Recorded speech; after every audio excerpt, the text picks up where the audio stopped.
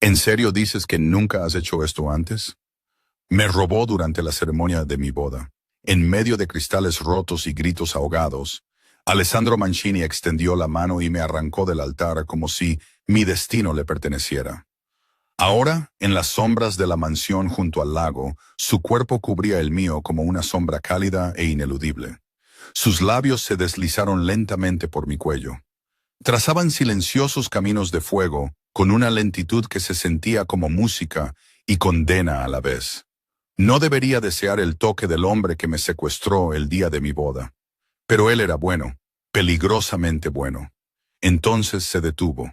Levantó su rostro, sus ojos oscuros penetrando los míos, y susurró con una voz áspera y profunda. ¿Todavía eres virgen?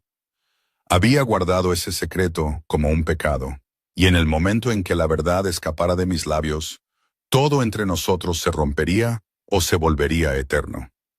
Hola, soy Lena, y esta historia apenas comienza. Capítulo 1. El peor día de mi vida. El velo estaba torcido. Lo sabía desde hacía 20 minutos y no me importaba lo suficiente como para hacer algo al respecto. Seguía mirando el espejo en la antecámara de la iglesia de San Patricio. Era un espejo pesado y dorado, de esos que parecen tener opiniones sobre quienes se miran en él. Y pensaba que había algo profundamente revelador en el hecho de que estaba a punto de casarme con un hombre que apenas conocía. Y mi mayor preocupación era un velo ligeramente inclinado hacia la izquierda. «Parece que vas a una ejecución», dijo Petra, mi prima y dama de honor. Apareció detrás de mí en el espejo con el ramo en la mano. Tenía la expresión de alguien que no tiene absolutamente ningún concepto de filtro. Tenía 25 años, el pelo oscuro cortado a la altura de la barbilla, y la habilidad única de decir exactamente lo que nadie debería decir, siempre en el peor momento posible. Un ramo de crisantemos blancos. En serio, Julia, los crisantemos son flores de funeral en media Europa. ¿Quién eligió esto? El novio, respondí. Me lo imaginaba. Lanzó el ramo al sillón a su lado como si le hubiera hecho algo personal. Eso es una señal, múltiples señales de hecho. Una declaración del universo. Se asomó por la puerta entreabierta que daba al pasillo lateral. Guardó silencio por 2 segundos y añadió. El cura está sudando demasiado para alguien que solo está ahí de pie. O eso, o está borracho. Es difícil saberlo. Petra. Solo estoy observando. Cerró la puerta y me miró con esa expresión que usaba cuando estaba a punto de decir algo que yo no iba a querer oír. Hablando de observar, ¿te has dado cuenta de que Dario Dragna nunca te mira cuando te habla? Mira al espacio junto a tu cabeza, como si fueras un detalle en un cuadro que está analizando. No respondí porque tenía razón, y responder lo confirmaría en voz alta, y aún no estaba lista para lo que vendría después de esa confirmación. «Todavía puedes salir por la puerta de atrás», dijo, en un tono que dejaba claro que hablaba en serio. «Tengo el coche a la vuelta de la esquina. Meto este vestido por la ventana y nos vamos. Y dejar a mi padre sin salida. Tu padre te metió en esta situación, Julia». Lo sabía. El problema era que saber algo y ser capaz de actuar en consecuencia son habilidades completamente distintas. Y yo nunca había sido buena en la segunda.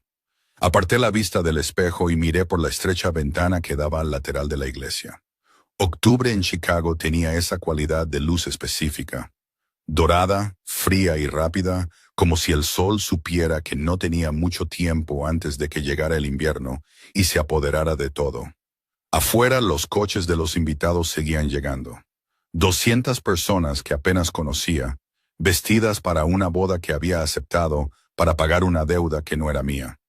Mi padre, Lenny Voss, se había arruinado 2 años antes, no de forma discreta, sino espectacularmente, con demandas, propiedades embargadas y un número impresionante de personas que de repente dejaron de contestar el teléfono.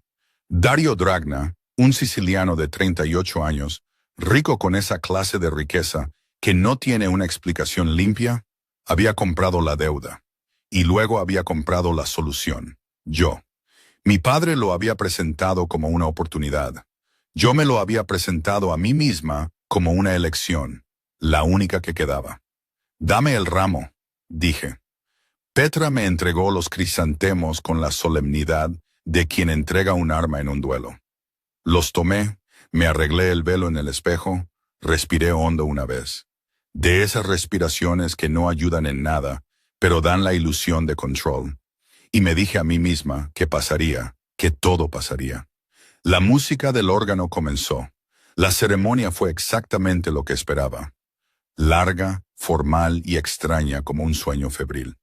Dario Dragna estaba en el altar con la expresión de alguien que ha comprado una propiedad y está satisfecho con la adquisición. Pelo oscuro peinado impecablemente, traje a medida, ojos que nunca me habían parecido cálidos, ni siquiera cuando sonreía, lo cual era raro. Caminé por el pasillo central con mi padre a mi lado, mirando al frente y a nadie. Porque si miraba las caras de los invitados, recordaría que había 200 personas presenciando el momento en que formalizaba la venta de mí misma por la deuda de otro. El sacerdote comenzó a hablar en latín. Dario me miró, al espacio junto a mi cabeza, como había dicho Petra, y me di cuenta por primera vez de que tenía razón. Miré la vidriera sobre el altar, San Jorge y el dragón, el santo con su lanza en alto y el monstruo a sus pies. Y pensé que había algo profundamente irónico en casarse bajo una imagen de combate cuando ni siquiera sabía contra qué estaba luchando. ¿Aceptas a Dario Dragna como tu legítimo esposo?, comenzó el sacerdote, y ese fue el momento exacto en que los cristales de las puertas principales estallaron hacia adentro. El sonido fue agudo, fuerte, instantáneo.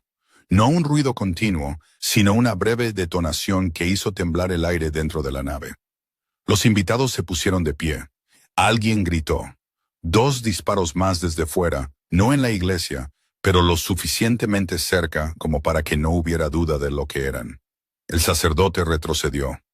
Dario levantó la mano en un gesto a sus hombres, y 4 de ellos emergieron de entre los invitados con armas que no deberían haber estado dentro de una iglesia católica un sábado por la tarde. Debería haber corrido, haberme tirado al suelo, o haber ido en dirección contraria, o haber hecho cualquiera de las cosas que la gente en situaciones de peligro hace cuando el instinto de supervivencia es más rápido que el pensamiento. En cambio, me quedé helada, con el ramo de crisantemos todavía en la mano, el velo ligeramente torcido, y miré fijamente la puerta principal. Se abrió lentamente, sin urgencia, sin la violencia de alguien que invade, con la calma de quien sabe que la puerta se abrirá porque él decidió que se abriría. El hombre que entró tendría unos 30 y pocos años, pelo oscuro, traje negro sin corbata y una expresión que no pude clasificar de inmediato. No era ira, no era arrogancia, no era exactamente frialdad. Era la expresión de alguien que había venido a resolver un asunto y simplemente estaba marcando los pasos. Caminó por el pasillo central como si los 200 invitados en pánico y los 4 hombres armados de Dario fueran parte del decorado. Se detuvo a 3 metros del altar. Miró a Dario durante 2 segundos, 2 segundos que parecieron durar mucho más, con una indiferencia tan completa que era casi una agresión. Luego me miró y extendió la mano. «Vámonos», dijo en voz baja, solo para mí. No era una petición, no era una orden como suelen sonar las órdenes, fuerte, agresiva, llena de urgencia. Era una certeza, como si la única variable fuera cuánto tardaría yo en estar de acuerdo con lo que él ya había decidido. Miré a Dario. Estaba inmóvil, rodeado por los hombres del desconocido, hombres con armas apuntando a sus capitanes, bloqueando cada salida con una precisión que requería planificación. La expresión en el rostro de Dario no era miedo. Era algo que nunca había visto en él antes. Humillación. La humillación de alguien que está siendo derrotado frente a todos los que deberían respetarlo y que no puede hacer nada al respecto. Comprendí entonces, en ese segundo, que Dario no estaba inmóvil por falta de opciones. Estaba inmóvil porque actuar costaría más que cualquier cosa que estuviera dispuesto a perder en ese momento. Volví a mirar la mano extendida frente a mí y puse la mía en ella. Detrás de mí oía a Petra gritar mi nombre, no con la desesperación de quien pide ayuda, sino con la desesperación específica de Petra, que es una mezcla de preocupación real e indignación por el hecho de que la situación se le había escapado de las manos. Giré la cabeza lo suficiente para ver a uno de los hombres del desconocido guiándola suavemente hacia la salida lateral, sin violencia, sin armas levantadas, pero con la firmeza de quien no está preguntando. ¡Julia!, gritó de nuevo. La miré una vez, solo una vez. El hombre a mi lado no se detuvo. En el coche, un todoterreno negro con cristales tintados, interior de cuero, completamente silencioso por dentro. Me di cuenta de que había dejado caer el ramo en el asiento a mi lado como si hubiera hecho algo malo. El hombre sentado a mi izquierda miró el ramo, luego a mí, y no dijo nada. El conductor arrancó. Las calles de Chicago pasaban por la ventana con esa luz de octubre que no había cambiado. Dorada, fría, completamente ajena al hecho de que acababan de robarme de mi propio altar. ¿Cómo te llamas?, pregunté. Alessandro Mancini. Dejé que el nombre resonara, Alessandro Mancini. No significaba nada para mí, lo que probablemente decía todo sobre lo poco que sabía del mundo en el que acababa de entrar. Puse los ojos en blanco porque el universo entero había conspirado para meterme en un todoterreno blindado con un mafioso. Y ni siquiera sabía su nombre hasta hacía 10 segundos. ¿Hay wifi en la mansión?, pregunté. Se giró lentamente, muy lentamente, con la expresión de alguien que está recalibrando algo internamente. No con ira, no exactamente con sorpresa, sino con esa clase de atención que una persona le da a un objeto que no se comportó como se esperaba. Como si yo fuera un cálculo que había dado el resultado equivocado, y él estuviera decidiendo si el problema estaba en la fórmula o en los datos. La hay, dijo, después de un segundo. Genial, respondí y miré por la ventana. La mansión se alzaba a orillas del lago Michigan, lo suficientemente lejos como para que el ruido de Chicago llegara como un eco. Era grande de la forma en que son grandes las cosas construidas con dinero antiguo. No ostentosa, sino inevitable, como si el tamaño fuera simplemente una consecuencia natural de todo lo que se había acumulado allí durante décadas. Alessandro me mostró la habitación en el segundo piso. Era espaciosa, con una ventana que daba al lago, sábanas que claramente no eran de un estante de supermercado y un baño más grande que mi sala de estar. Se quedó en la puerta mientras yo cruzaba la habitación y miraba a mi alrededor, y luego dijo, «No eres una prisionera aquí». Me giré. «La puerta no estará cerrada con llave», continuó, en ese mismo tono neutro que parecía ser el estado natural de su voz. «Pero los terrenos de la propiedad tienen seguridad. Si te vas sin avisar, mis hombres te encontrarán antes de que llegues a la puerta». Esa es técnicamente la definición de ser una prisionera. Es la definición de estar protegida, corrigió, sin cambiar su expresión. Hay una diferencia. Quise discutir eso, quise decir que la distinción era conveniente para quien define los términos. Pero él ya se había ido, sin cerrar la puerta con llave, como había prometido, sin otra palabra. Y yo estaba sola en la habitación, con el velo todavía torcido, y el vestido de novia que no había llegado al final de la ceremonia para la que fue hecho. Pensé en irme, lo pensé de verdad. Calculé la distancia hasta la puerta, la probabilidad de encontrar un coche en la calle de más allá. ¿Cuánto tardaría en llamar a Petra y pedirle que viniera? Y luego pensé en Dario Dragna, inmóvil en el altar con esa humillación fría y peligrosa en su rostro. Humillado frente a 200 invitados, frente a aliados, rivales, capitanes. Un hombre con dinero y poder y hombres armados, reducido a quedarse quieto mientras su novia salía en brazos de un enemigo. Ese hombre, lo supe sin necesidad de experiencia en la mafia, no dejaría pasar esto. Sael, la mano derecha de Alessandro, de 30 años y con una expresión permanentemente neutra que aún no había logrado descifrar, abrió la puerta del dormitorio sin llamar. Lo que en circunstancias normales habría considerado grosero, pero en ese contexto solo parecía un elemento más en una larga lista de cosas que eran diferentes aquí. «Hay algo que necesitas ver», dijo. Me llevó a una habitación en la planta baja donde había una fila de monitores que mostraban imágenes en vivo de las cámaras exteriores. La propiedad, la puerta, la calle más allá del muro. 2 coches negros daban vueltas a la manzana, lentos, sin prisa, de la forma en que se mueven las cosas cuando no necesitan apurarse porque solo están esperando el momento adecuado. Son de Dragna, dijo Sael con la neutralidad de quien informa del tiempo. Miré los coches en la pantalla, la manzana, el muro que se interponía entre ellos y el lugar donde yo estaba ahora. Pensé en Dario en el altar. Pensé en salir por la puerta sola con un vestido de novia a una calle de Chicago donde dos coches de Dragna daban vueltas. Y comprendí, con esa claridad incómoda que aparece cuando ya no puedes engañarte a ti misma, que la decisión de quedarme no había sido emocional. Había sido la única decisión que una persona con alguna intención de seguir viva podía tomar. Por ahora. Capítulo 2. Prisionera en el lujo.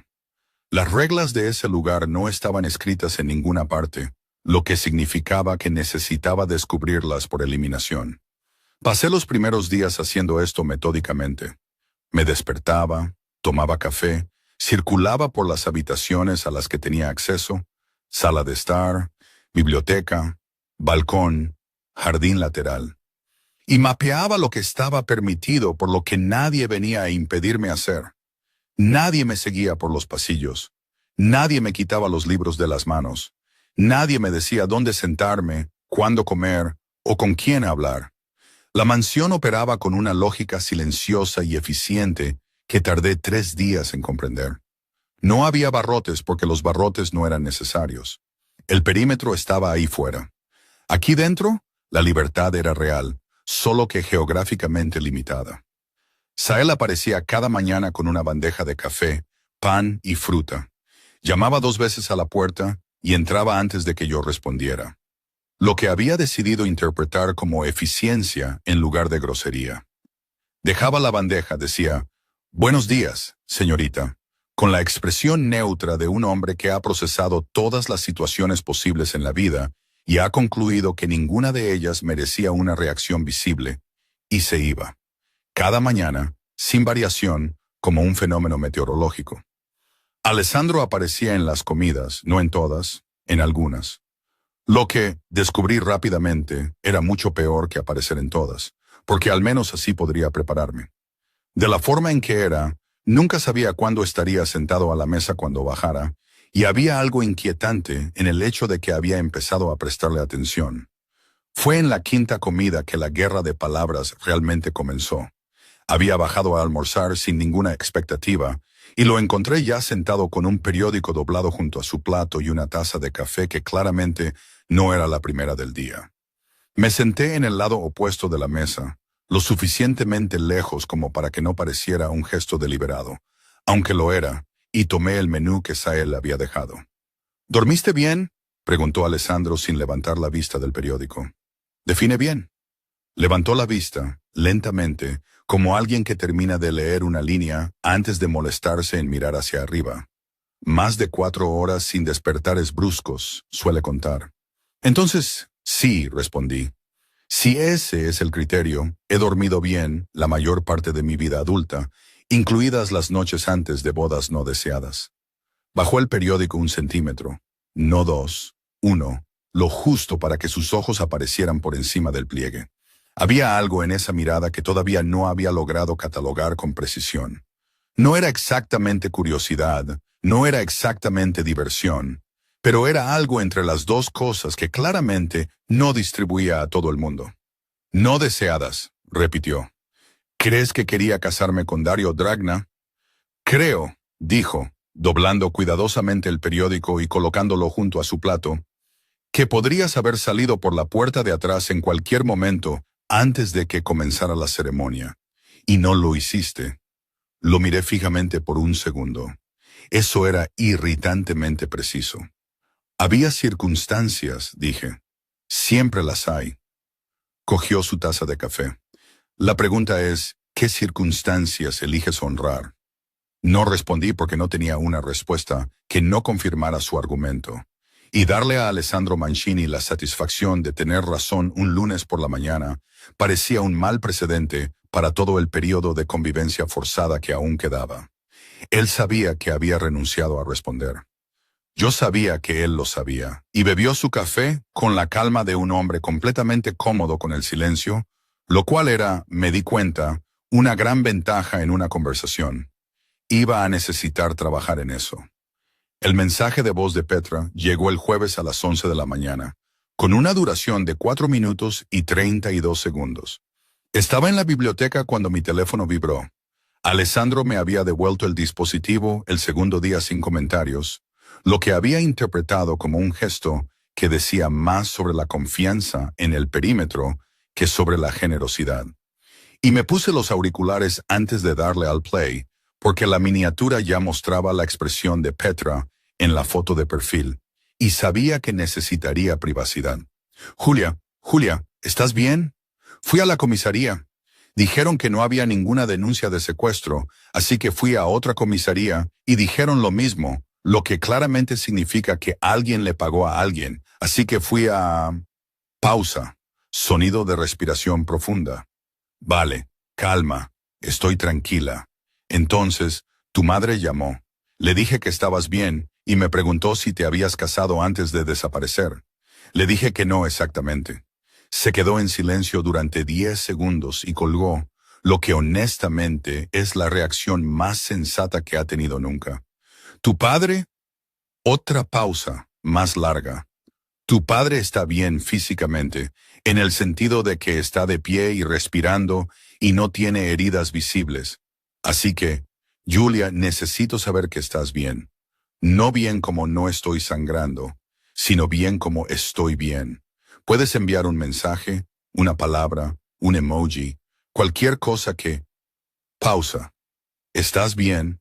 Porque si lo estás, y necesito que lo estés, necesito que me lo cuentes todo, con detalles. El tipo estaba bueno, porque desde el ángulo que vi desde la salida lateral parecía bueno. Julia, mensaje ahora. Miré el techo de la biblioteca por un momento después de que terminara el mensaje. Había algo profundamente reconfortante en el hecho de que Petra, en medio de un escenario que incluía disparos, secuestro y colapso de una boda, había llegado orgánicamente a la pregunta sobre la apariencia física del autor. Envié un mensaje. Estoy bien, detalles pronto. Está bueno, lo que lo complica todo. Respondió en 40 segundos con otro mensaje de voz de 2 minutos que decidí escuchar más tarde. Fue un martes por la tarde, casi 2 semanas después de mi llegada, que encontré la bolsa de mi cámara. Estaba en el dormitorio, apoyada contra la pared junto al armario, exactamente donde alguien la había colocado con cuidado. La había traído el día de mi boda porque había venido directamente del trabajo. Había fotografiado una reunión corporativa la noche anterior y no había tenido tiempo de pasar por casa. Y en el caos de la sacristía la había dejado apoyada en un rincón sin volver a pensar en ello. Cogí la bolsa y revisé el contenido por costumbre. Las 2 cámaras, los objetivos, las tarjetas de memoria, el cargador, todo en su sitio. Cerré las cremalleras, respiré. Había algo en los instrumentos de trabajo que normalizaba cualquier entorno, por extraño que fuera, y llevé la bolsa al balcón. Fotografiar el lago se convirtió en una rutina durante esos días. Era lo único que hacía que se sentía completamente mío, sin ninguna capa de ese lugar encima. No me di cuenta entonces de que el bolsillo lateral exterior había sido abierto y cerrado antes que yo. Finn Caruso llegó a la mansión esa misma tarde. Lo vi desde el jardín, un hombre de unos 40 y tantos años, pelo canoso, traje gris oscuro, con ese caminar de alguien que nunca ha llegado a ningún sitio sin ser esperado. Aún no sabía quién era, pero Sael lo recibió en la puerta con la familiaridad silenciosa de quien no necesita preguntar el nombre ni el motivo, lo que, en ese universo, ya era una forma de presentación. Finn Caruso, descubriría, era el consejero de Alessandro, el hombre que llegaba cuando las decisiones ya estaban tomadas y solo necesitaban ejecución. Los dos desaparecieron en el interior de la casa sin ceremonia. Lo que me llamó la atención no fue la llegada, fue cuánto tiempo se quedó Finn. 2 horas. Lo conté sin querer porque estaba en el balcón cuando entró y seguía en el balcón cuando se fue, con la misma compostura de antes y el mismo paso firme. Pero había algo diferente en cómo Alessandro apareció en el jardín unos minutos después. De pie cerca de la balaustrada de piedra, mirando el lago con las manos en los bolsillos y una tensión en los hombros que no había estado allí por la mañana. No pregunté. No era asunto mío, o al menos eso me dije a mí misma, pero lo observé más tiempo del que debería. Fue esa misma noche que ocurrió la escena de la ventana. Estaba en el segundo piso, tratando de fotografiar el lago con la luz que quedaba después del atardecer. Ese azul grisáceo específico de octubre en Chicago que requiere paciencia para ser capturado correctamente. Ajusté la apertura, cambié el ángulo, retrocedí 2 pasos, avancé 1, con esa concentración que hace que el resto del entorno desaparezca. Entonces me di cuenta de que no estaba sola. No hubo sonido, ni pasos, ni movimiento audible. Fue la presencia antes que nada, el calor de alguien demasiado cerca, o un desplazamiento de aire, o algún sentido que no sabía que tenía hasta ese momento. Me giré, con los hombros en alto, lista para algo que al final no fue necesario.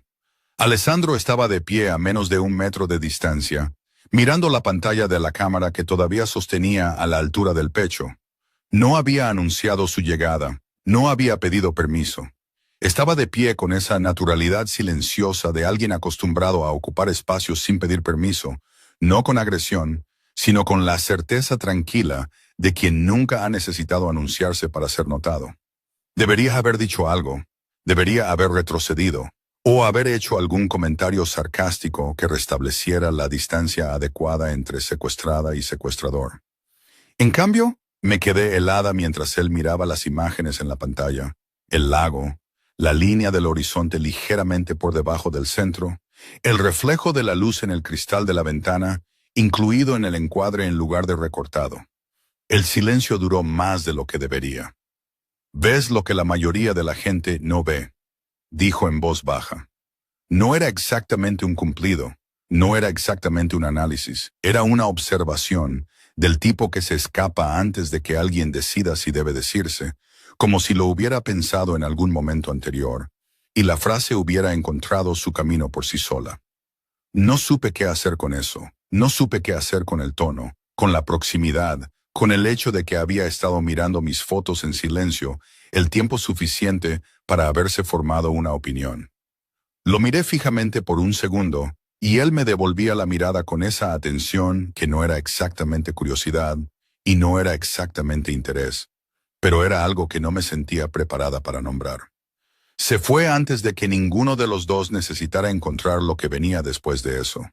Bajé la cámara y me quedé mirando el lago durante un tiempo considerable, pensando que había algo muy inconveniente en vivir en la misma casa que un hombre que podía desestabilizarme con una frase de 8 palabras y que se iba antes de que tuviera la oportunidad de recuperarme.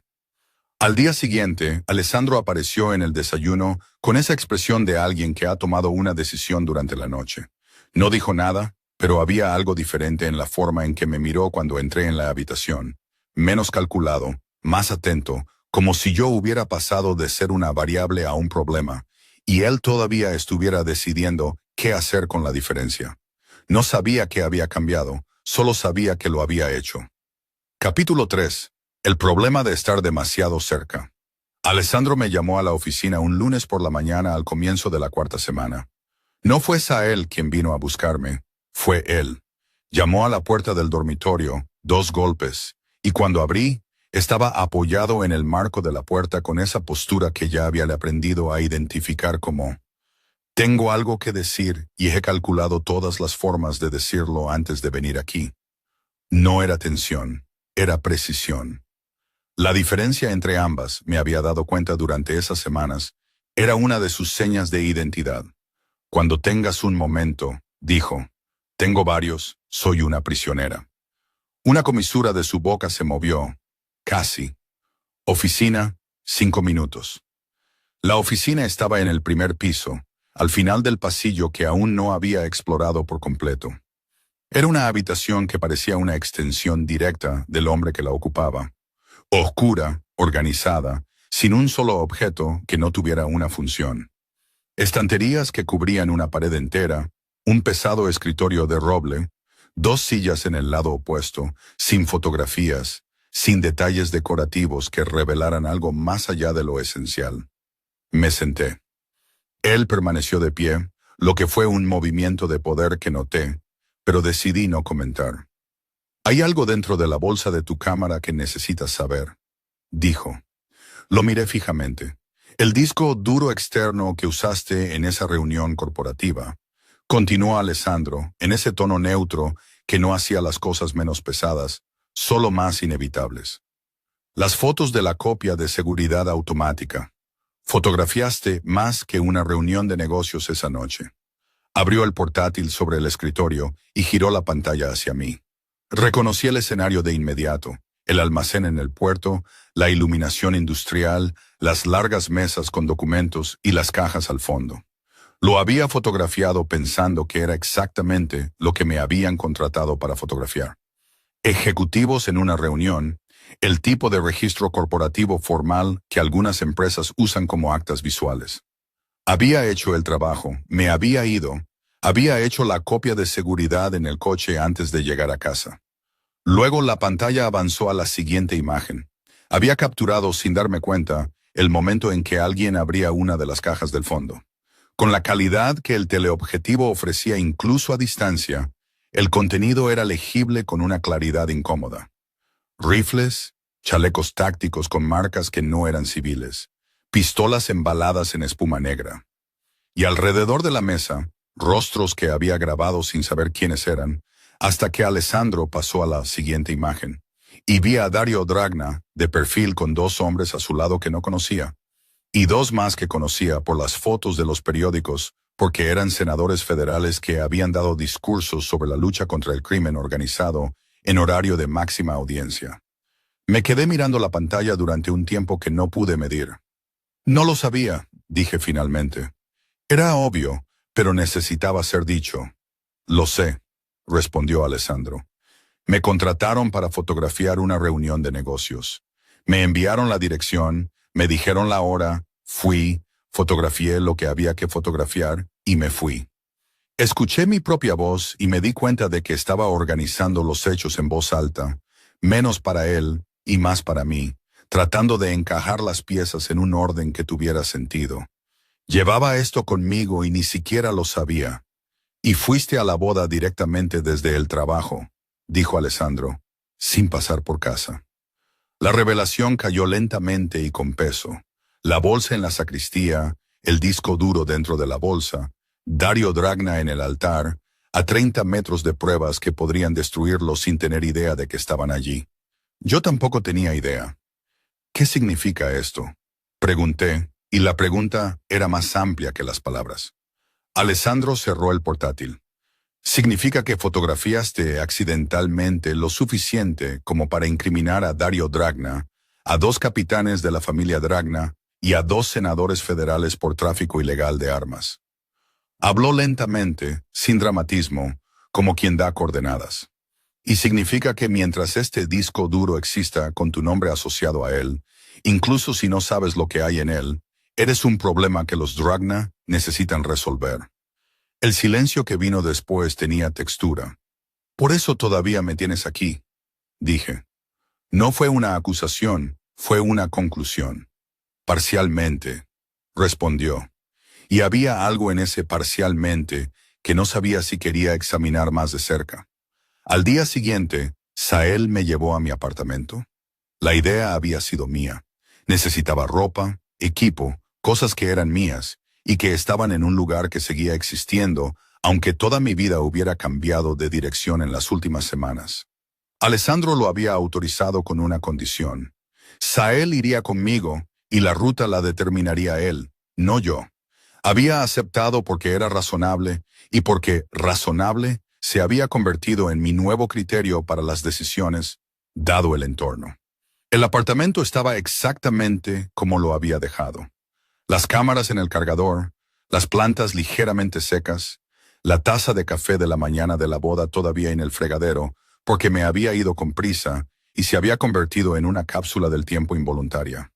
Cogí lo que necesitaba rápidamente porque Sael había dicho que teníamos 30 minutos, y su tono al establecer plazos no invitaba a la negociación. De vuelta, a unos 15 minutos de la mansión, el coche se detuvo en un semáforo y dos vehículos encerraron el todoterreno por ambos lados al mismo tiempo. Sael reaccionó antes de que yo entendiera lo que estaba pasando. Aceleró a través del semáforo, giró en una calle lateral, habló rápidamente por teléfono en italiano. Me giré hacia la ventanilla trasera y vi los dos coches tratando de seguir el ritmo. Luego vi a uno de ellos chocar contra el costado de un vehículo estacionado y perder velocidad. El segundo persiguió durante 2 manzanas más antes de rendirse. El todoterreno se detuvo en un garaje cerrado al que Sael accedió con un código. Apagó el motor, se quedó en silencio durante exactamente 3 segundos y luego dijo: «¿Está bien, señorita?» Lo estaba, físicamente completamente ilesa. Pero había algo que no era exactamente miedo y no era exactamente adrenalina. Era la comprensión visceral, instalada en el cuerpo antes de pasar por el pensamiento, de que este mundo era real, que las armas eran reales, que los hombres en esos coches tenían un objetivo real, y yo era parte de él. «Eran de Dragna», dije. No era una pregunta. «Sí», respondió Sael. «¿Cómo sabían que había salido?» Sael no respondió de inmediato, y esa pausa de 2 segundos dijo más que cualquier respuesta habría dicho. De vuelta en la mansión, Alessandro estaba en la entrada cuando llegamos. No había urgencia visible en él, nunca la había, pero había esa cualidad de atención concentrada que había aprendido a distinguir de su estado neutral. Me miró a mí primero, luego a Sael. Sael hizo un gesto casi imperceptible con la cabeza, y los dos intercambiaron 3 frases en italiano bajo antes de que Alessandro volviera sus 2 ojos hacia mí. «¿Estás bien?», dijo. Tampoco era una pregunta, pero era diferente a la de Sael. Era una verificación, del tipo que alguien hace cuando la respuesta importa más que la forma. «Lo estoy», respondí. Asintió, y luego se volvió hacia Sael con esa expresión que ya había aprendido a reconocer como el comienzo de algo que no iba a ser simple. Supe en ese momento que la pregunta de cómo los Dragna se habían enterado de mi salida ya tenía una respuesta, y que la respuesta estaba dentro de esta casa. El nombre era Petrov. Lo supe esa noche, no porque nadie me lo dijera directamente, sino porque la mansión tiene una acústica específica cuando algo grave está sucediendo. Los pasos cambian de ritmo, las puertas se cierran con más cuidado de lo normal y el silencio adquiere una cualidad diferente, comprimido como el aire antes de una tormenta. Petrov era el asesor de seguridad de la mansión, un hombre de unos 40 años, pelo rubio muy corto, a quien había visto algunas veces en los pasillos sin que nadie me lo presentara formalmente. Había algo en la forma en que miraba los entornos antes de mirar a las personas que había notado sin saber cómo nombrar. Sael había conectado 2 puntos. Petrov estaba presente cuando se encontró la bolsa de la cámara y había hecho una llamada a un número de Dragna unas horas antes del ataque al coche. Alessandro lo confrontó en la sala de reuniones con las pruebas en la mano. Yo no estaba allí, pero la voz de Alessandro llegó por el pasillo, baja y uniforme, sin ninguna elevación, lo que era más aterrador que cualquier grito. Petrov intentó negociar. Escuché un fragmento. «Puedo ser útil, sé cosas que...» Y luego el silencio de Alessandro, que duró exactamente el tiempo necesario para dejar claro que la negociación había terminado antes de empezar. Cuando Sael salió de la habitación unos minutos después, con esa expresión de alguien a quien se le ha encargado algo y no comentará los detalles, imaginé que Alessandro había mirado a Petrov como se mira algo pequeño e inconveniente, no con ira, no con drama, solo con la indiferencia de quien ya ha decidido y está esperando que la ejecución alcance a la decisión. Sael resolvió el problema, no pregunté cómo. Escuché una puerta cerrarse abajo, una puerta pesada con ese sonido definitivo de algo que no se volverá a abrir, y decidí que había preguntas que no necesitaba hacer para entender las respuestas. Alessandro apareció en el balcón donde yo estaba más tarde, cuando la mansión había vuelto a ese silencio que era el estado normal del lugar, pero que esa noche tenía una capa diferente. Estaba sin su chaqueta, sin su compostura completamente ensamblada, y había algo en ese detalle, las mangas de la camisa ligeramente arremangadas, la expresión un grado menos calibrada de lo habitual, que hacía su presencia más real de lo que estaba acostumbrada a procesar. Se paró junto a la balaustrada, mirando el jardín. Lo miré por un momento antes de hablar. ¿Sabías que esto iba a pasar? Alessandro se giró. Me miró fijamente por un segundo y vi por primera vez desde que lo conocía el momento en que no tenía una respuesta elegante preparada. No era exactamente vacilación, era el intervalo de un hombre que está sopesando las palabras no para manipular, sino porque está siendo preciso sobre algo que importa. Sabía que reaccionarían, dijo finalmente. No calculé que sería tan rápido. Fue un error. Me estaba admitiendo un error, en voz alta, con esa precisión que aplicaba a todo, sin minimizar y sin dramatizar, solo colocando el hecho donde estaba.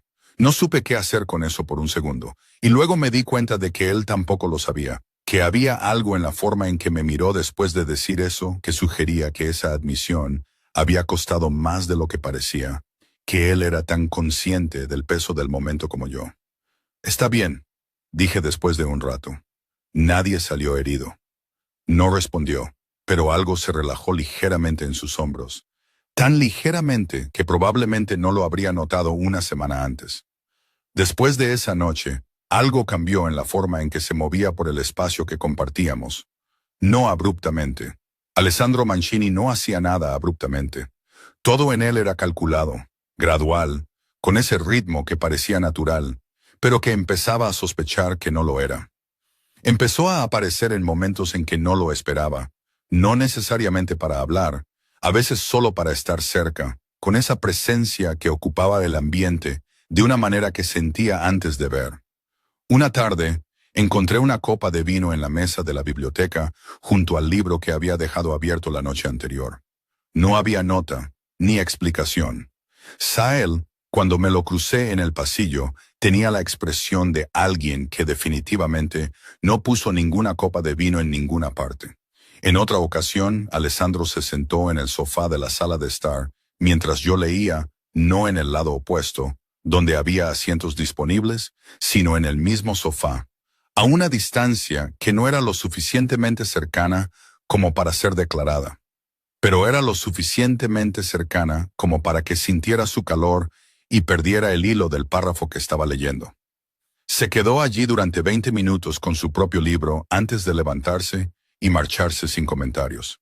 Y luego, una noche en que el viento del lago golpeaba contra las ventanas, y me había quedado en el balcón más tiempo de lo normal solo porque no podía dormir, apareció a mi lado con un vaso en la mano y se quedó en silencio durante un tiempo considerable antes de decir, sin mirarme, a Mateo le gustaba esta vista. Una pausa. Mi hermano menor. Pensaba que el lago de noche parecía un animal tranquilo.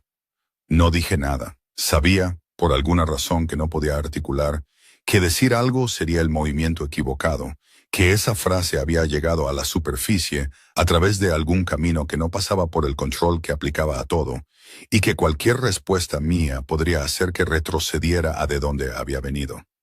Así que me quedé en silencio, y él se quedó en silencio a mi lado, y el lago abajo permaneció tranquilo como un animal, exactamente como Mateo había dicho. Solo más tarde, ya en mi habitación, me di cuenta de que Alessandro había notado que yo había guardado eso. Lo había visto en la forma en que me miró cuando finalmente entré, una fracción de segundo más de lo necesario, con ese examen silencioso que hacía de las cosas que no se comportaban como se esperaba. Me estaba volviendo peligrosamente similar a una de esas cosas. Finn Caruso regresó a la mansión al final de la semana. Esta vez yo estaba en la sala de estar cuando llegó, y esta vez Alessandro no intentó aislar la conversación. Finn entró, saludó con ese asentimiento de cabeza de quien no distribuye formalidades gratuitamente. Se sentó en la silla frente a nosotros dos y dijo, con su habitual voz baja, los senadores de las fotos fueron contactados por los Dragna. Pausa. Van a intentar hacer desaparecer el disco duro antes de que llegue a alguien que pueda usarlo. Tenemos 48 horas para entregarlo al fiscal federal, o este material desaparecerá para siempre. El silencio que vino después fue diferente a todos los silencios anteriores en esa casa, Era del tipo que precede a las decisiones sin vuelta atrás. Alessandro me miró.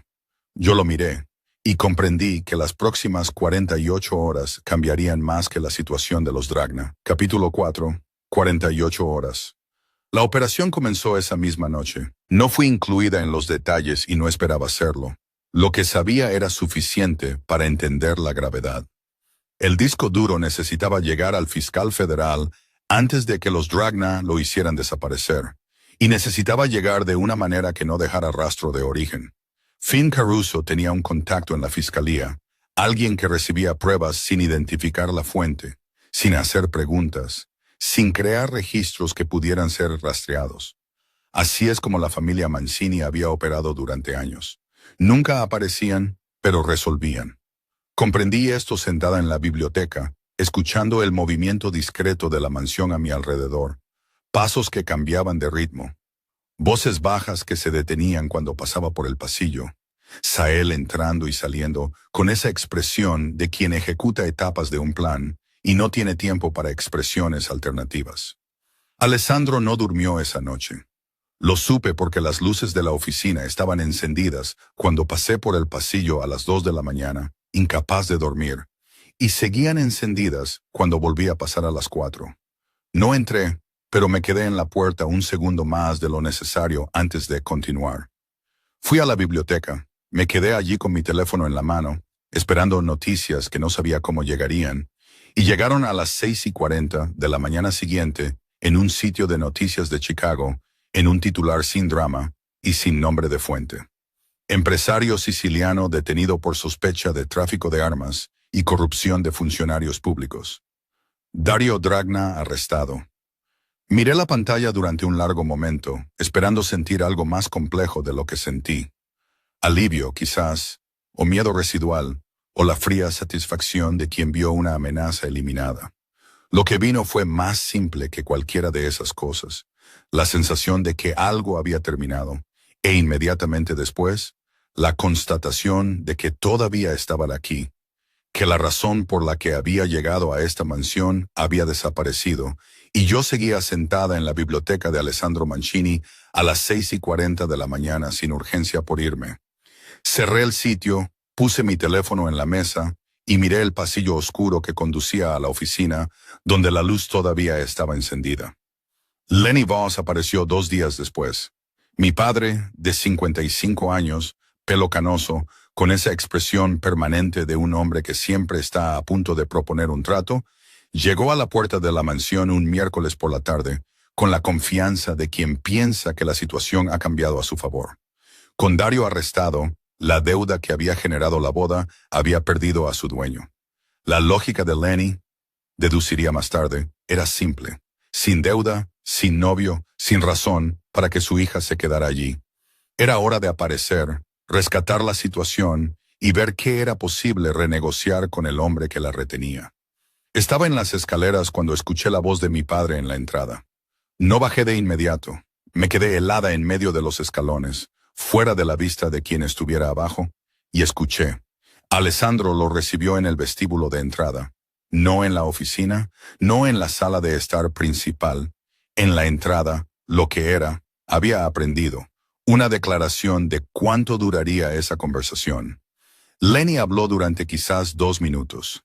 No escuché las palabras claramente, pero el tono era el que conocía desde la infancia. El tono de una propuesta, de una negociación, de un hombre que llega con argumentos preparados y espera encontrar espacio para usarlos. Alessandro respondió en 3 frases. No escuché el contenido. Su voz era demasiado baja para cruzar la distancia, pero escuché el silencio que vino después, que duró exactamente el tiempo de un hombre entendiendo que la conversación había terminado antes de empezar. Escuché la puerta abrirse, escuché a mi padre irse. Descendí los últimos escalones y entré en el vestíbulo. Alessandro estaba de pie, de espaldas a la puerta cerrada, con su compostura intacta como siempre. Me miró cuando entré. ¿Qué le dijiste?, pregunté. Le dije que la deuda estaba saldada, respondió Alessandro, en ese tono directo que usaba cuando no había necesidad de elaboración. Que no tenía nada que negociar aquí, y que no eres propiedad de nadie. Una pausa de un segundo. Incluido yo. Lo miré fijamente. Había algo en esas tres frases, en su orden, en su precisión y especialmente en la última, que no pude procesar de inmediato, porque Alessandro Mancini me había sacado del altar de un hombre que me trataba como una adquisición. Me había mantenido en una mansión durante casi 2 meses. Había controlado cada variable a mi alrededor durante ese tiempo y acababa de decirle a mi padre que no era propiedad de nadie, incluido él. ¿Por qué dijiste eso?, pregunté en voz baja. Alessandro me miró fijamente por un segundo. Porque es verdad, dijo, y se fue antes de que pudiera encontrar una respuesta a eso. Volví a las escaleras, subí los primeros 3 escalones y luego me detuve porque mis piernas no cooperaban. Me quedé allí, con la mano en la barandilla, pensando que era muy inconveniente estar enamorada de un mafioso que acaba de defender tu autonomía ante tu propio padre, mientras técnicamente todavía te mantiene en una casa con seguridad armada en el perímetro. La ironía era considerable. Con la amenaza de Dragna resuelta, la atmósfera de la mansión cambió, no abruptamente. Nada en Alessandro Mancini sucedía abruptamente, pero había una diferencia perceptible. La urgencia se había ido. No había más reuniones a puerta cerrada con Finn a todas horas. No más Sael entrando y saliendo con una expresión de misión en curso. No más esa tensión de fondo que había absorbido sin darme cuenta hasta que sentí su ausencia. Lo que quedaba era más difícil de nombrar. 2 adultos que habían llegado a este lugar por razones que ya no existían, y ninguno actuaba para terminar lo que fuera que era esto. Pensaba en irme todos los días por la mañana. Lo pensaba. El apartamento estaba allí. Petra estaba allí. Mi vida estaba allí, en el estado en que estuviera, esperando ser reanudada. No había nada que me retuviera en esa mansión más que algo que me negaba a examinar de cerca, porque examinarlo de cerca significaba tomar una decisión. Y entonces, Alessandro aparecía en el desayuno con ese periódico doblado y esa taza de café y esa ironía seca que tardaba 3 segundos en identificar. Y me quedaba un día más. Fue en una noche de noviembre, casi 3 semanas después del arresto de Dario, que la seducción alcanzó su punto máximo. No podía dormir. Lo había intentado durante 1 hora, me había rendido, había estado mirando el techo del dormitorio que ya no parecía completamente extraño, lo que en sí mismo era suficiente información sobre cuánto me había adaptado a este lugar. Me levanté, me puse un cardigan sobre el pijama y fui al balcón del 2º piso solo porque necesitaba aire. Alessandro estaba en el balcón de abajo. Lo vi desde mi posición, su silueta contra la oscuridad del jardín, un vaso en la mano, mirando el lago con esa quietud que llevaba incluso cuando estaba solo. Sin saber exactamente por qué, bajé. El balcón inferior era más grande, con una vista directa al agua. El frío de noviembre era un tipo de frío diferente al de octubre, más seco, más sólido, sin la humedad del otoño. Alessandro me oyó llegar. Siempre oía, pero no se giró de inmediato. Siguió mirando el lago un segundo más antes de mirarme. No dijo nada, yo tampoco. Entonces apareció Sael. Salió por la puerta lateral del balcón con 2 platos en la mano, algo caliente, con ese olor a cocina italiana que había aprendido a asociar con las noches más frías en la mansión. Colocó los platos en la mesa de piedra junto a la balaustrada con su habitual eficiencia silenciosa, y se fue con la expresión de un hombre que definitivamente no había organizado nada, no había planeado nada y no tenía opinión sobre nada de lo que estaba sucediendo. Alessandro miró los platos, me miró a mí. Él hace esto, dije. Lo hace, confirmó Alessandro, en ese tono que era casi humor, pero no llegaba a serlo. Nos sentamos. Había una botella de vino en la mesa. No la había notado antes, pero estaba allí, ya abierta, como si Sael hubiera predicho eso también. Alessandro sirvió ambas copas sin preguntar, y no dije nada porque decir algo rompería el silencio que se había instalado entre nosotros, y que, extrañamente, no quería romper. Comimos y bebimos con esa tranquilidad que ya no era incómoda. Era el tipo de silencio que se forma entre 2 personas que ya no necesitan llenar el espacio entre ellas con palabras. El frío aumentó mientras comíamos, y en un momento dado me crucé de brazos sobre el cardigan, porque no había sido lo suficientemente inteligente como para traer algo más abrigado. No me di cuenta de cuando la chaqueta de Alessandro terminó sobre mis hombros. No fue anunciado, no fue preguntado. Hacía frío. Él debió notarlo, y la chaqueta simplemente estaba allí, pesada y cálida, con ese olor a él que podría haber identificado con los ojos cerrados a esas alturas. Lo miré. Él estaba mirando el lago, como si no hubiera hecho nada digno de comentario. No dije nada. Nos quedamos así un rato. El lago abajo, el frío a nuestro alrededor, la chaqueta sobre mis hombros, y esa presencia a mi lado que se había convertido en lo más familiar y lo más inquietante de mi día al mismo tiempo. Alessandro se giró ligeramente en su silla hacia mí. No se levantó, no cambió de posición dramáticamente, solo se giró lo suficiente para que la distancia entre nosotros se volviera diferente de lo que había sido un segundo antes. Luego se inclinó, lentamente, sin prisa, con esa deliberación que aplicaba a todo, y levantó la mano, pasando su dedo por mi barbilla en un toque ligero y preciso que duró menos de 3 segundos, pero que sentí en cada terminación nerviosa de mi cuerpo. Cuando habló, su voz salió baja, con ese ritmo que tenía para las cosas que sabían exactamente dónde aterrizar. ¿Todavía vas a decirme que quieres irte? El jardín se quedó en silencio. El frío se quedó en silencio. Yo me quedé en silencio. Y el silencio que vino después, el silencio en el que no respondí, en el que no aparté la mirada, en el que no me eché hacia atrás, fue una respuesta más clara que cualquier cosa que pudiera haber dicho en voz alta. Él lo sabía. Yo sabía que él lo sabía. Me levanté lentamente, con la chaqueta todavía sobre mis hombros, y entré sin mirar atrás. No porque quisiera irme, sino porque si me quedaba un minuto más en ese balcón, no sería capaz de subir.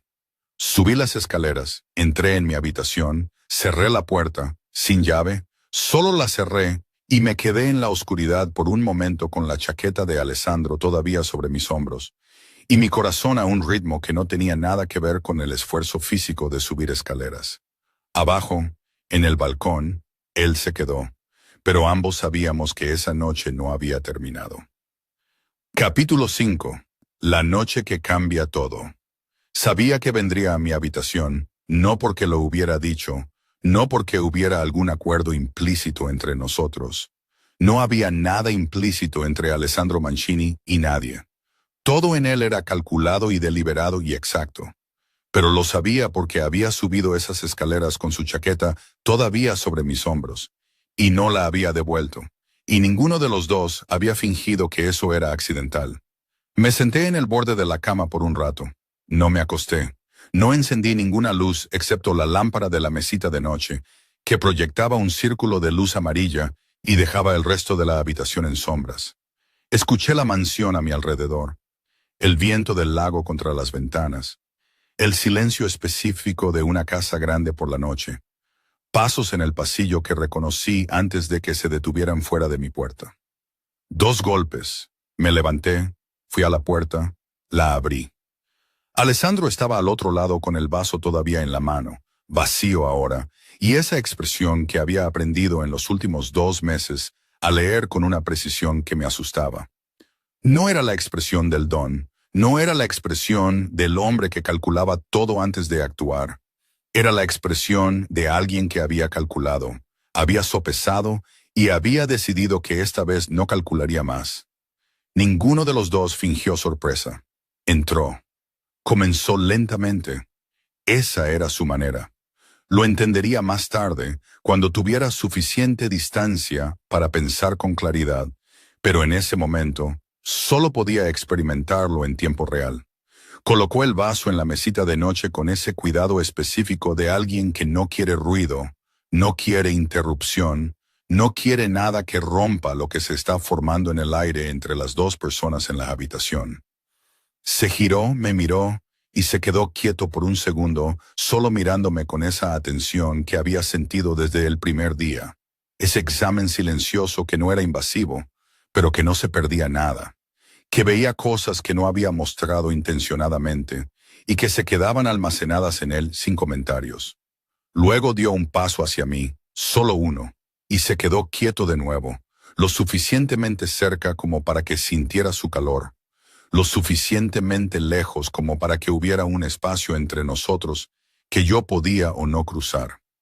Era una pregunta sin palabras. Era la misma pregunta que había hecho en el balcón. ¿Todavía vas a decirme que quieres irte? Formulada esta vez solo con la distancia entre nuestros cuerpos. Crucé el espacio. Cuando me acerqué, levantó la mano y me tocó la cara, su palma cálida contra mi mejilla, su pulgar trazando una línea lenta desde mi pómulo hasta la comisura de mi boca con una precisión que no tenía nada de casual. Cerré los ojos por un segundo, solo uno, porque había algo en la forma en que tocaba que hacía imposible procesar cualquier otra cosa al mismo tiempo. Julia, dijo en voz baja, solo mi nombre, como si quisiera verificar que todavía estaba allí, dentro de ese momento, presente y consciente y eligiendo. Estoy aquí, respondí, y entonces me besó. No fue el tipo de beso que había imaginado, y lo había imaginado en las últimas semanas, más veces de las que estaba dispuesta a admitir. No había urgencia excesiva, ni prisa. Fue lento y deliberado y profundo, con esa cualidad de algo que se está haciendo de la manera en que debe hacerse, y de ninguna otra. Su mano todavía estaba en mi cara, y la otra encontró mi cintura, no agarrando, solo apoyándose con una ligera presión que de alguna manera pesaba más que cualquier cosa más fuerte habría pesado. Puse mis manos en su pecho, sentí los músculos bajo su camisa, su respiración cambiando ligeramente bajo mis palmas. Y había algo extraordinariamente inquietante en descubrir que Alessandro Mancini tenía la respiración irregular cuando me besaba. Que había algo en mí que cruzaba esa compostura que nada más cruzaba. Me guió hacia la cama lentamente, sin interrumpir el beso, sin prisa, como si el destino fuera inevitable y la velocidad irrelevante. Cuando nuestras rodillas se encontraron con el borde del colchón, se apartó 1 centímetro, solo 1 centímetro, y me miró, comprobando, siempre comprobando. ¿Estás bien?, preguntó, su voz más áspera de lo normal. Sí, respondí, y era verdad. Nos acostamos. Había algo en la forma en que Alessandro se movía que hacía desaparecer el mundo entero. Era paciente, preciso, casi reverente en su quietud. Cada movimiento se sentía como una elección deliberada, como si tuviera todo el tiempo del mundo y toda la intención de saborear cada segundo sobre mi cuerpo. Sus manos viajaron sobre mi piel con una lentitud tortuosa. Nada apresurado, nada casual. Cada toque llevaba peso e intención. Sus dedos se deslizaron por el contorno de mis pechos sobre la fina tela del vestido, por la curva de mi cintura, y apretaron ligeramente mis caderas, como si estuviera memorizando cada línea de mi cuerpo. Sentí el calor de su palma ardiendo a través de mi ropa cuando agarró mi muslo, separándolo lentamente para encajarse entre mis piernas. Ni siquiera me di cuenta de cuándo mis manos agarraron el cuello de su camisa, mis dedos arrugando la tela, atrayéndolo más cerca como si lo necesitara solo para no perderme. Inclinó la cabeza y su aliento cálido rozó mi cuello, enviando escalofríos por todo mi cuerpo. No dijo nada al principio, solo respiró allí, profundamente, como si se estuviera intoxicando con mi aroma. Luego sus labios tocaron mi piel, cálidos, suaves, abiertos. Un beso lento seguido de otro, trazando un camino húmedo desde la base de mi cuello hasta mi hombro. Cuando sentí el ligero roce de sus dientes, un gemido bajo escapó de mi garganta antes de que pudiera detenerlo. Mi cuerpo se arqueó contra el suyo por instinto. Sentí su dureza presionando entre mis piernas, caliente y evidente incluso a través de nuestra ropa. Y eso hizo que algo dentro de mí se tensara con una fuerza que me dejó sin aliento, una mezcla peligrosa de deseo y nervios. Fue entonces cuando llegamos al límite. Alessandro deslizó su mano bajo mi vestido, subiendo por el interior de mi muslo con esa misma deliberación. Sus dedos rozaron el borde de mis bragas, ya húmedas por la excitación, y dejó escapar un sonido bajo y ronco contra mi cuello. Presionó su palma abierta contra mi sexo a través de la tela, sintiendo el calor que no podía ocultar. Su pulgar trazó un círculo lento y preciso justo donde más palpitaba, haciendo que mis caderas se movieran por sí solas contra su mano. Fue en ese momento que todo mi cuerpo se bloqueó. Mis hombros se pusieron rígidos. Mi respiración, que había estado saliendo en jadeos irregulares, se enganchó en mi pecho de una manera diferente, no solo por placer, sino como alguien a punto de cruzar una línea que nunca antes había cruzado. Mis movimientos vacilaron. Mis piernas, que habían estado abiertas para él, se tensaron ligeramente. Alessandro se detuvo de inmediato. No fue un retroceso brusco. Fue controlado, deliberado, como todo en él. Se incorporó lo suficiente para mirarme a la cara, apoyando su peso en su antebrazo junto a mi cabeza. Su respiración todavía era pesada. Su pecho subía y bajaba rápido. Sus ojos oscuros brillaban con deseo, pero completamente enfocados en mí. El silencio entre nosotros era denso, pesado. «Julia», murmuró, su voz baja y grave, apenas un susurro contra mis labios. «¿Todavía eres virgen?» La habitación pareció encogerse a nuestro alrededor. Podría haber mentido. La tentación pasó fugazmente de decir que no, de atraerlo de nuevo, de dejar que siguiera tocándome de esa manera que hacía arder mi cuerpo, pero esos ojos no se perdían nada. Vería la mentira antes de que saliera de mi boca, así que no mentí. Asentí casi imperceptiblemente, con los ojos bajos, las mejillas ardiendo. No necesité decir la palabra. Él entendió. Alessandro no reaccionó con sorpresa o decepción o prisa incómoda. Solo me miró durante un largo segundo, procesando. Luego, lentamente, movió su cuerpo hacia atrás lo suficiente para que hubiera aire fresco entre nosotros. Pero no se levantó de mí. Todavía estaba allí, cálido, presente, el bulto evidente en sus pantalones rozando ligeramente mi muslo, como un recordatorio silencioso del deseo que mantenía a raya. «Está bien», dijo, su voz baja y firme, sin una sola fisura. «Esto no cambia nada de lo que quiero de ti, pero cambia cómo va a suceder». Tragué saliva, mi corazón todavía acelerado. «¿Qué quieres decir?», susurré. Bajó su rostro hasta que estuvo a solo centímetros del mío, sus ojos fijos en los míos con una intensidad que hizo temblar mis rodillas incluso estando acostada. «Significa que cuando suceda», su voz bajó aún más, profunda y pesada de promesa, «será porque tú lo elegiste, porque me miraste a los ojos y me dijiste sin dudar que me quieres. Sin dudas, sin miedo, solo deseo». Rozó sus labios contra los míos, un toque ligero, casi una provocación. «Puedo esperar. Puedo provocarte hasta que estés temblando y desesperada por mí. Puedo darte placer de todas las demás maneras, con mis manos, con mi boca, hasta que estés temblando y rogándome que te tome por primera vez». Alessandro deslizó su pulgar sobre mi labio inferior, sus ojos oscureciéndose. «Pero cuando esté dentro de ti, Julia, será porque no puedes soportar esperar más, y voy a hacerte el amor lentamente, profundamente, y tan intensamente que nunca olvidarás quién fue tu primero». Esbozó una pequeña y peligrosa sonrisa, llena de control. «Y luego, voy a hacerlo de nuevo, y de nuevo, hasta que olvides que alguna vez hubo un tiempo en que yo no era parte de ti». Me quedé sin palabras, todo mi cuerpo pulsando con una mezcla de conmoción, deseo y algo mucho más profundo.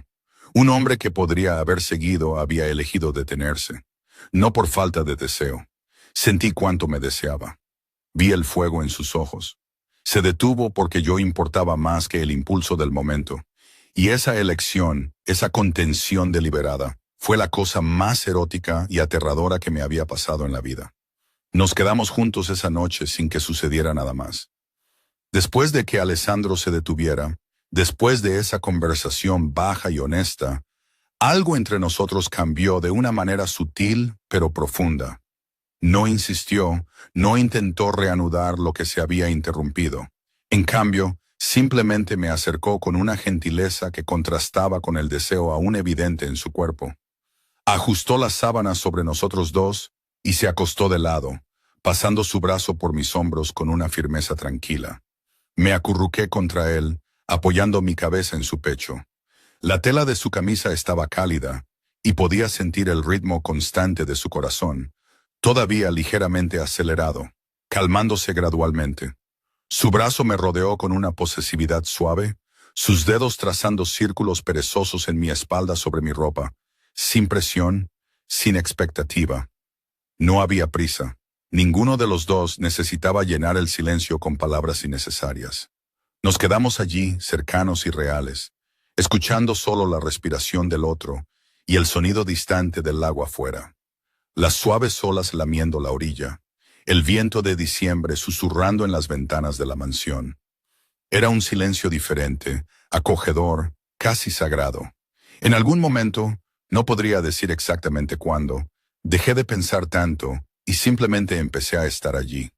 El calor de su cuerpo contra el mío, el olor familiar de su piel mezclado con el aire fresco de la noche, la forma en que me sostenía como si fuera algo precioso y frágil al mismo tiempo. Todo ello me envolvió como un capullo, y fue exactamente allí, con la cabeza apoyada en el pecho de Alessandro Mancini, sintiendo el sereno subir y bajar de su respiración, que la conclusión me golpeó con una claridad cristalina e inevitable. Estaba enamorada de este hombre. No fue una revelación que llegó gradualmente, construida lentamente. Fue como una puerta que se abrió de repente, revelando algo que había existido durante mucho tiempo, solo esperando el momento adecuado para ser visto. La certeza se instaló en mi pecho de una vez, cálida e innegable. Quizás había comenzado en el balcón de esta casa, cuando me miró con esos ojos intensos y me hizo sentir verdaderamente vista por primera vez. Quizás se había fortalecido el día que enfrentó a mi padre, y dijo, con esa voz tranquila y firme, que no era propiedad de nadie. O quizás se había profundizado esa noche cuando mencionó a Mateo en una frase casual, y notó, sin que yo necesitara decir nada, que esas palabras se habían quedado almacenadas en mí, y respetó ese espacio sin presionar. O quizás había estado enamorada de él desde mucho antes, desde el momento en que tomé su mano en el altar sin saber realmente quién era. Y aún así, sentí que algo importante había comenzado. La parte más hermosa fue darme cuenta de que esa certeza no provenía del deseo físico que casi nos había consumido minutos antes. Provenía precisamente de lo que sucedió después de que se detuviera. Provenía de la forma en que eligió respetarme, de la paciencia con la que esperó, de la delicadeza con la que me sostenía ahora, sin frustración ni exigencias. Un hombre que podría haber continuado, que claramente me deseaba con intensidad, decidió poner mi comodidad y mi elección por encima de su propio deseo. Eso me desarmó por completo. Me dormí con esta conclusión asentada en mi pecho, no como un peso, no como algo aterrador, sino como algo que finalmente había encontrado el lugar donde pertenecía.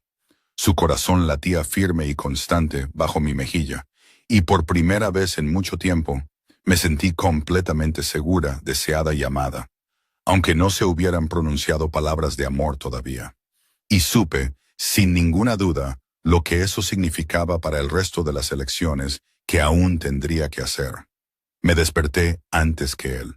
La luz de diciembre entraba por la ventana con esa cualidad fría y horizontal de las mañanas de invierno en Chicago, sin calidez, pero con una claridad específica que hacía todo muy nítido. Alessandro dormía a mi lado con los ojos cerrados y la respiración regular, y había algo en ese momento, en ese único momento en que la compostura estaba ausente, cuando no había cálculo, ni control, ni esa precisión que aplicaba a todo, que lo hacía más humano de lo que había visto en cualquier otro instante de las últimas semanas. Lo miré fijamente durante un tiempo que no pude medir. Pensé en todo lo que había sucedido desde un sábado de octubre, cuando había entrado en una iglesia con un velo torcido, sin querer estar allí. Pensé en Dario Dragna, inmóvil en el altar. Pensé en el todoterreno, el wifi, la guerra de palabras en las comidas, el disco duro y el ataque al coche. Y Petrov y las 48 horas. Y mi padre siendo despedido en 3 frases. Y la chaqueta sobre mis hombros sin que me diera cuenta de cuándo había llegado allí. Pensé en Mateo, mencionado en una frase pasajera, en una noche fría, y en la forma en que Alessandro se había quedado en silencio a mi lado, sin pedir nada a cambio de eso.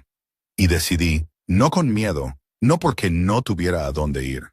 Lo tenía. El apartamento estaba allí. Petra estaba allí. Mi vida estaba allí esperando. No por falta de opciones. Decidí porque quería, porque había algo en este lugar, en esta mañana, en este hombre durmiendo a mi lado que parecía humano sin esfuerzo por primera y única vez, que valía más que cualquier cosa que hubiera dejado atrás. Me quedaba. Me quedé allí mirándolo un rato más después de eso.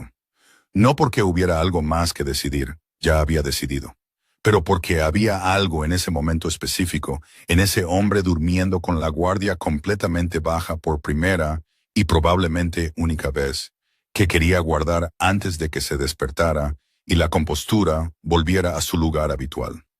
Alessandro Mancini durmiendo parecía una versión de él que solo existía cuando nadie miraba. Los hombros sueltos, la respiración regular, la mandíbula sin esa tensión de alguien que está permanentemente calculando. Había una pequeña cicatriz sobre su ceja izquierda. No la había notado antes, demasiado pequeña para ser vista de lejos. Del tipo que solo aparece cuando estás lo suficientemente cerca como para ver cosas que alguien no muestra a propósito. No pregunté de dónde venía. No era el momento para preguntas. Me levanté lentamente, sin hacer ruido, y fui al baño a lavarme la cara. Me miré en el espejo por un segundo. El pelo desordenado, la expresión de alguien que durmió poco pero durmió bien, el cardigan que de alguna manera todavía tenía sobre mi cuerpo. Había algo diferente en la persona que me devolvía la mirada, y me tomó un momento nombrarlo. Era la expresión de alguien que había tomado una decisión y no estaba arrepentida. Eso descubrí, era más raro de lo que debería ser. Esa tarde, bajé al jardín con mi cámara. Era uno de esos días de diciembre en que el lago se volvía del color del plomo. Pesado, sólido, con esa textura de algo que guarda cosas dentro. Pasé un tiempo fotografiando la orilla del agua, ajustando el encuadre, dejando que la concentración hiciera lo que siempre hacía, hacer el mundo más pequeño y manejable a través de una lente. Fue entonces cuando vi a Alessandro en el jardín. Estaba de pie cerca de la balaustrada de piedra en el lado opuesto, con el teléfono en la oreja, de espaldas a la mansión. Sael estaba 2 pasos detrás, de pie con esa postura que había aprendido a reconocer como un estado de alerta, no de alguien que espera instrucciones, sino de alguien que ya ha recibido mala información y está esperando que el jefe la procese. Dejé de fotografiar. Había algo en la posición de los hombros de Alessandro que nunca había visto antes. No era la tensión de alguien resolviendo un problema. Era diferente, era más profunda, más silenciosa, la tensión de alguien que acaba de descubrir que hay un problema que aún no tiene solución. Habló demasiado bajo para que yo oyera algo, y la llamada duró menos de 1 minuto. Cuando colgó, se quedó un segundo mirando el horizonte del lago, esa línea gris donde el agua se encontraba con el cielo, con una expresión que no pude nombrar, porque nunca la había visto en él antes. No era miedo, no era ira, era el peso de alguien que ha recibido una noticia que cambia todo el tablero y está calculando en silencio el tamaño de lo que se avecina. Sael dijo algo en voz baja. Alessandro asintió una vez, brevemente, y luego entró en la mansión sin levantar la vista, sin mirar el lago, sin mirarme. Me quedé helada en el jardín con la cámara en la mano, mirando el espacio donde había estado un segundo antes, con esa sensación que no podía nombrar, pero que reconocía. La sensación de algo que se forma en el horizonte antes de que puedas ver su forma. Los Dragna habían caído. La amenaza había terminado. Estábamos juntos, o lo que sea que juntos significara en ese mundo, en esa casa, entre esas 2 personas. Todo se había resuelto. Entonces, ¿por qué esa expresión no coincidía con nada de eso? Miré de nuevo el lago gris y pesado, sus aguas quietas y oscuras. Recordé las palabras de Mateo, dichas casi de pasada. Parece un animal tranquilo. Los animales tranquilos rara vez permanecen tranquilos para siempre. Apreté la cámara contra mi pecho, sintiendo el metal frío contra mi piel. El viento sopló más fuerte, haciendo bailar las hojas secas a mis pies. Por un instante, el jardín pareció más silencioso de lo que debería, y por primera vez desde que había llegado allí, lo sentí claramente. Algo se estaba formando en el horizonte. Algo oscuro. Algo que aún no tenía nombre, pero que ya comenzaba a moverse en nuestra dirección. Aquí, Lena. Con esto termina el libro 1 y ya he terminado el libro 2. Pueden acceder a él por una tarifa muy pequeña. Había elegido quedarme, no porque tuviera que hacerlo, porque quería. Nunca imaginé que terminaría enamorándome del hombre que me robó de mi propio altar, frente a 200 invitados, sin siquiera pedir permiso. Alessandro Mancini era peligroso, controlado y elegante de una manera que hacía que resistirse a él fuera un trabajo a tiempo completo. Y durante 2 semanas pensé que lo peor había pasado. Entonces llegó el sobre. Una fotografía, yo durmiendo, tomada desde fuera de la mansión por alguien que entró sin ser visto. Alguien quería silenciarme, y él lo sabía antes que yo. La pregunta era, ¿me salvaría? ¿Y era lo que sentía lo suficientemente real como para sobrevivir al precio? Como pueden ver, eso fue solo una pequeña muestra del libro 2. Para ver la versión completa sin censura, solo hagan clic en el primer enlace del comentario fijado. Los veré al otro lado en solo unos segundos. Solo un recordatorio, hagan clic en ese primer enlace en los comentarios y el libro 2 completo, sin anuncios y sin interrupciones, los estará esperando. Es así de simple. Me encanta trabajar en el libro 2 y como a ustedes también les está encantando, prometo que habrá más. Aquí es donde encontrarán historias que se ponen aún más intensas, verdadero romance oscuro. Y como esta versión se está volviendo mucho más picante, el video no sería bien recibido públicamente en YouTube. Este espacio privado es donde realmente puedo mostrar mi verdadera esencia y donde me siento libre para hacer mi mejor trabajo para todos ustedes. Tengan en cuenta que el canal ha sido desmonetizado. Así que, esta es una forma de mantener a mi equipo unido y seguir trayéndoles historias de alta calidad. Pronto tendré aún más actualizaciones para ustedes. Los estaré esperando en ese primer enlace en el comentario fijado. Lamentablemente muchas personas han estado descargando nuestro audio, copiando efectivamente toda la historia y simplemente volviéndola a publicar en YouTube. Si quieren ver la historia original y ser los primeros en recibir las siguientes, busquen Mis Historias por Lena en YouTube para obtener el mejor contenido de romance oscuro. Recuerden, el canal oficial es Mis Historias por Lena en YouTube. Los estaré esperando allí.